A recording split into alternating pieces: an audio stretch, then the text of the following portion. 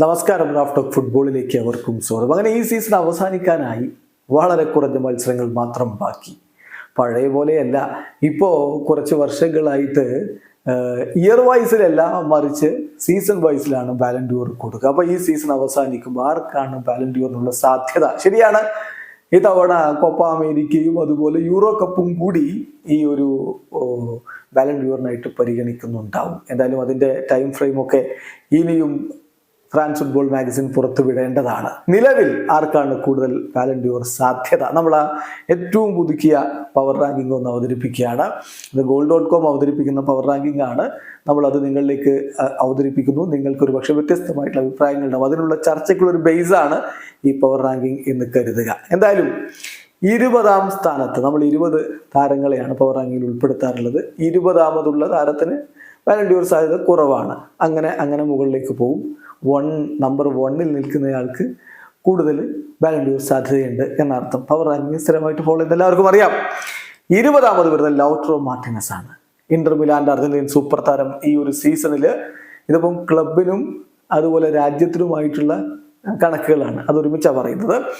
അപ്പം ഈ ഒരു സീസണിൽ 28 ഗോളുകൾ, 8 അസിസ്റ്റുകൾ, അതുപോലെ സിരിയയിൽ മുത്തമിട്ടു, സൂപ്പർ കോപ്പ ഇറ്റാലിയാനയിൽ മുത്തമിട്ടു. ഇതാണ് ലൗട്രോ മാർട്ടിനസിന്റെ ഒരു സമ്പാദ്യം.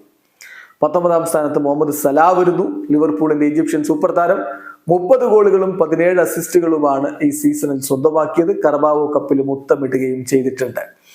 18ാം സ്ഥാനത്ത് അത്ലറ്റിക്കോ മാഡ്രിഡിന്റെ ആന്റോയിൻ ഗ്രീസ്മാൻ. ഇപ്പോൾ UNFPയുടെ മികച്ച ഫ്രഞ്ച് പ്ലെയർ, വിദേശത്ത് കളിക്കുന്ന ഫ്രഞ്ച് പ്ലെയർ എന്നുള്ള അവാർഡ് ആന്റോയിൻ ഗ്രീസ്മാൻ ആണ് ഇന്നലെ ലഭിച്ചത്. എന്തായാലും ഗ്രീസ് ഈ സീസണിൽ പൊളിച്ചടുക്കുകയായിരുന്നു. 22 ഗോളുകളും 10 അസിസ്റ്റുകളും ആന്റോയിൻ ഗ്രീസ്മാനിൽ നിന്ന് പിറന്നിട്ടുണ്ട്.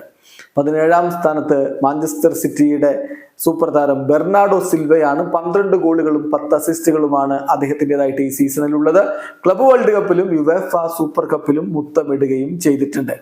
ലയണൽ മെസ്സി, ഇന്റർ മയാമിയുടെ സൂപ്പർ താരം, അദ്ദേഹം 16ാം സ്ഥാനത്താണുള്ളത്. ഈ സീസണിൽ അദ്ദേഹം 23 ഗോളുകളും 15 അസിസ്റ്റുകളും, അതായത് ഈ സീസൺ എന്ന് പറയുമ്പോൾ MLS സീസൺ അല്ല ഉദ്ദേശിക്കുന്നത്, സാധാരണ ബാലൻ ഡി ഓറിന് പരിഗണിക്കുന്ന ടൈം ഫ്രെയിമാണ് നമ്മൾ പറയുന്നത്. അത് കഴിഞ്ഞ ഓഗസ്റ്റ് മുതലായിരിക്കും ഉണ്ടാവുക. അപ്പം ആ ലീഗ് കപ്പിലെ ഗോളുകളൊക്കെ ഇതിൽ ഉൾപ്പെടുത്തിയിട്ടുണ്ടെന്ന് അർത്ഥം. 2023-24 അദ്ദേഹം 23 ഗോളുകളും 15 അസിസ്റ്റുകളും സ്വന്തമാക്കി ലീഗ്സ് കപ്പിൽ മുത്തമിടുകയും ചെയ്തിട്ടുണ്ട്. 15ാം സ്ഥാനത്ത് മാഞ്ചസ്റ്റർ സിറ്റിയുടെ കെവിൻ ഡി ബ്രൂയിനെ. പരിക്കേറ്റ് അദ്ദേഹം നീണ്ടകാലം പുറത്തിരുന്ന സീസണാണിത്. എന്നാൽ പോലും അദ്ദേഹം 6 ഗോളുകളും 17 അസിസ്റ്റുകളുമായിട്ട് തൻ്റെ സാന്നിധ്യം മികച്ച രൂപത്തിൽ അറിയിച്ചിട്ടുണ്ട്. 14ാം സ്ഥാനത്ത് ആഴ്സണലിന്റെ ഡെക്ലാൻ റൈസ് 7 ഗോളുകളും 10 അസിസ്റ്റുകളുമാണ് അദ്ദേഹം സ്വന്തമാക്കിയതെങ്കിൽ 13ാം സ്ഥാനത്ത് ബൊറൂസിയ ഡോട്ട്മുണ്ടിന്റെ മാക്സ് ഹമ്മൽസ് വരുന്നു. 4 ഗോളുകളും 1 അസിസ്റ്റും അദ്ദേഹത്തിന്റെ പേരിൽ. പിന്നെ ഡിഫൻഡർ ആയതുകൊണ്ട് ഗോളും അസിസ്റ്റും അല്ലല്ലോ, ടീമിന്റെ ക്ലീൻ ഷീറ്റുകളാണ് പരിഗണിക്കേണ്ടത്. 10 ക്ലീൻ ഷീറ്റുകൾ അദ്ദേഹം കളിക്കളത്തിലുള്ളപ്പോൾ അദ്ദേഹത്തിന്റെ ടീം നേടിയിട്ടുണ്ട്. ഇനി 12ാം സ്ഥാനത്ത് റയൽ മാഡ്രിഡിന്റെ അന്റോണിയോ റൂഡിഗർ ആണ്. അദ്ദേഹം 3 ഗോളുകളും 3 അസിസ്റ്റുകളും നേടിയിട്ടുണ്ട്. അദ്ദേഹവും ഡിഫൻഡർ ആയതുകൊണ്ട് ക്ലീൻ ഷീറ്റുകളാണ് നോക്കേണ്ടത്. 17 ക്ലീൻ ഷീറ്റുകൾ. ലാലിഗയിൽ മുത്തമിട്ടു, സൂപ്പർ കോപ്പ ഡി എസ്പാനയിൽ മുത്തമിടുകയും ചെയ്തു. കൂടാതെ 11ാം സ്ഥാനത്ത് വീണ്ടും റയൽ മാഡ്രിഡിന്റെ താരം റോഡ്രിഗോ, ബ്രസീലിയൻ യുവ സൂപ്പർ താരം, 18 ഗോളുകളും 9 അസിസ്റ്റുകളുമാണ് ഈ സീസണിൽ സ്വന്തമാക്കിയിരിക്കുന്നത്. ലാലിഗയിലും സൂപ്പർ കോപ്പ ഡി എസ്പാനയിലും മുത്തമിട്ട് കഴിഞ്ഞു. 10ാം സ്ഥാനത്ത് ആഴ്സണലിന്റെ യുവ സൂപ്പർ താരം ബുക്കായോ സാക്കയാണ്. 20 ഗോളുകളും 15 അസിസ്റ്റുകളുമാണ് ഈ സീസണിൽ അദ്ദേഹത്തിന്റെ പേരിലുള്ളത്. 9ാം സ്ഥാനത്ത് മാഞ്ചസ്റ്റർ സിറ്റിയുടെ റോഡ്രി, 10 ഗോളുകളും 15 അസിസ്റ്റുകളും അദ്ദേഹത്തിന്റെ പേരിലുണ്ട്. ക്ലബ് വേൾഡ് കപ്പും യുവേഫ സൂപ്പർ കപ്പും സ്വന്തമാക്കുകയും ചെയ്തിട്ടുണ്ട്. ഏർലിംഗ് ഹാലൻഡ്, മാഞ്ചസ്റ്റർ സിറ്റിയുടെ ഗോൾഡ് മെഷീൻ, 39 ഗോളുകളും 6 അസിസ്റ്റുകളുമാണ് ഈ സീസണിൽ സ്വന്തമാക്കിയത്. ക്ലബ് വേൾഡ് കപ്പിലും യുവേഫ സൂപ്പർ കപ്പിലും അദ്ദേഹം മുത്തമിടുകയും ചെയ്തു. 7ാം സ്ഥാനത്ത് റയൽ മാഡ്രിഡിന്റെ മാസ്റ്റർ ബ്രെയിൻ ടോണി ക്രൂസ് ആണ്. 1 ഗോളും 10 അസിസ്റ്റുകളുമാണ് അദ്ദേഹത്തിന്റെ പേരിലെങ്കിലും അവരുടെ മുന്നേറ്റത്തിൽ എത്രത്തോളം പ്രധാനപ്പെട്ട റോൾ അദ്ദേഹം വഹിച്ചു എന്നുള്ളത് നമുക്ക് സ്റ്റാറ്റിസ്റ്റിക്സ് കൊണ്ട് അളക്കാവുന്നതല്ല. ലാലിഗയിലും സൂപ്പർ കോപ്പ ഡി എസ്പാനയിലും അദ്ദേഹം മുത്തമിടുകയും ചെയ്തു. 6ാം സ്ഥാനത്ത് ഹാരി കെയ്ൻ.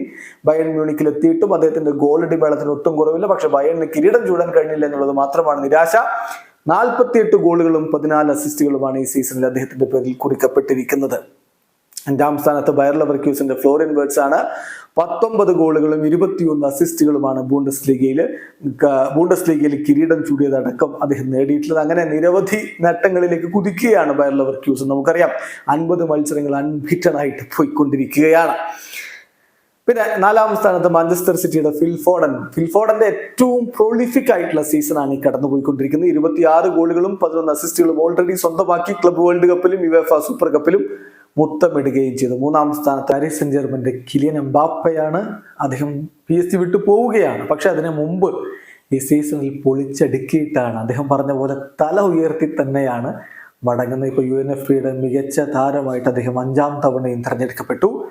ഏതായാലും 50 ഗോളുകളും 17 അസിസ്റ്റുകളും ഈ സീസണിൽ അദ്ദേഹം നേടുകയുണ്ടായി. ലീഗ് 1-ൽ മുത്തമിട്ടു, ട്രോഫി ഡെസ് ചാമ്പ്യൻസിലും മുത്തമിട്ടിട്ടുണ്ട്. ഇനി 2-ാം സ്ഥാനത്ത് റയൽ മാഡ്രിഡിന്റെ ജൂഡ് ബെല്ലിംഗാം ആണ്.